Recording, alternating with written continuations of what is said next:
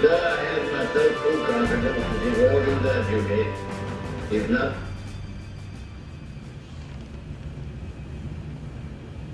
dare interrupt Winston Churchill, sir. thing is neglected, and if the best arrangements are made, as they are being made, we should prove ourselves once more able to defend our... Yeah, Plan B. Possibly the finest orator ever. We just really want to hear his speech. Island home, to ride out the storm of war, and to outlive the menace of tyranny. Yeah, let's go just freeze that. We can get the plan B there, George, because it's just worthy of hearing. But again, place yourself at this point. Britain has defended its island, but by Sir, I have myself full confidence that if all do their duty, if nothing is neglected, and if the best arrangements are made, as they are being made, we should prove ourselves once more able to defend our island home, to ride out the storm of war, and to outlive the menace of tyranny, if necessary for years, if necessary alone. At any rate, that is what we're going to try to do. That is the resolve of His Majesty's government, every man of them. That is the will of Parliament and the nation. The British Empire and the French Republic, linked together in their cause and in their need, will defend to the death their native soil, aiding each other like good comrades to the utmost of their strength. We shall go on to the end. We shall fight in France. We shall fight on the seas and oceans. We shall fight with growing confidence and growing strength in the air. We shall defend our island, whatever the cost may be. We shall fight on the beaches. We shall fight on the landing grounds. We shall fight in the fields and in the streets. We shall fight in the hills. We shall never surrender. And if, which I do not for a moment believe, this island or a large part of it was subjugated and starving, then our empire beyond the seas, armed and guarded by the British fleet, would carry on the struggle until, in God's good time, the new world, with all its power and might, steps forth to the rescue and the liberation of the old.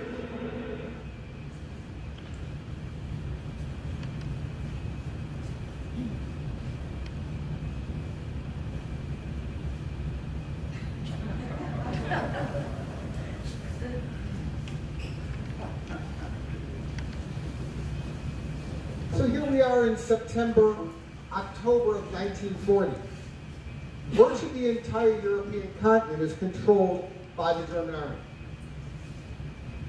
The British Isles have held off attack, but by no means are they in any position to resist the Germans on the mainland. All they've done is saved their island. Remember, there was no ceasefire. There was no formal discontinuation. Simply the German sorties stopped. You still had troops in France, you still had air defenses, but they simply stopped the attack as they were turning the war machine toward another direction, toward Russia. So Britain, they don't know if this is a temporary lull. They don't know if Germany is never to come back. Are there going to be peace feelers, which Churchill is certainly going to reject? But what they do know is that they're alone, and they are very much alone. And they would be there for a while. Again, the United States, we're involved in an election where both candidates are running on keeping us out of war. We still have no taste whatsoever for an international conflict. We've got a draft of conscription, but we've also got what we call neutrality acts that prohibit us from being dragged into this war, very much like World War I. So I think in all respects, the Brits had every expectation of being alone. And the world, really, what was to stand in the way of the German army? So this is where we're at. This is where we're at with the reading right now with our chapters with students. Just a quick recap, what you guys need to be looking at is what were the German goals? Were they met? What were German advantages? What were British advantages? And looking at those compare and contrasting questions, those are really how you study this as a scholar. That's the important thing, is looking at advantages, disadvantages, what were goals, what were options. And in many respects, as British, what would your future be? I mean, this cartoon very much sums it up. Questions or comments that you guys have? Yes? In our book, I know that it's saying that Britain stayed alone, but there were a lot of different countries that supplied pilots to their Air Force. And 5% of them were Polish, and I actually amounted for a lot of German casualties. Very true. They had some help. There were governments in exile, as we call it at that time, and people, refugees who would flee to England. So yes, they had some help. They had the greater English Empire of which they could draw people from. But this time, there was nobody standing up to fight with them because their allies, the French and the Polish, were already, crushed. The French were giving no viable resistance at this time. Britain was fighting worldwide Germany across several different battlefields in Africa. Exactly true. As he brings up the idea that this is already a global war, and there are several different battlefronts. And that sort of leads us to next week. George, what sort of recap what we're going to talk about next week?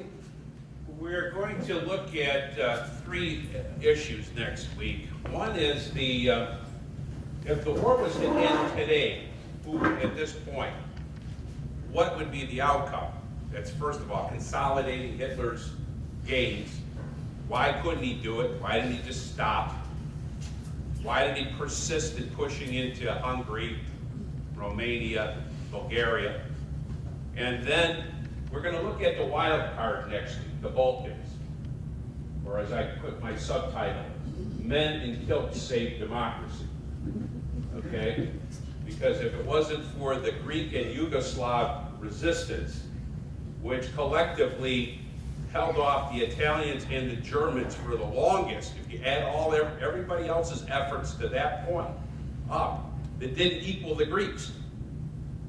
And those who lived through that period, remember, Britain is bottled up. They can't leave the island anymore. They're not strong enough to fight with their armies against Hitler has him.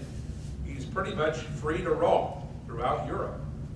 The Soviets are in a stalemate. We're going to talk about the third element because, with the von Ribbentrop-Molotov non-aggression pact in October of 1940, their allies are the Soviet Union. And I told you the story, I think, a week or two ago. They're sitting in the bunker. Ribbentrop is talking to Molotov, and they're being hit by the Brits. And Ribbentrop is trying to persuade Molotov, help us out. And Molotov looks at him and says, if you're winning against Britain, why are we sitting in the bunker?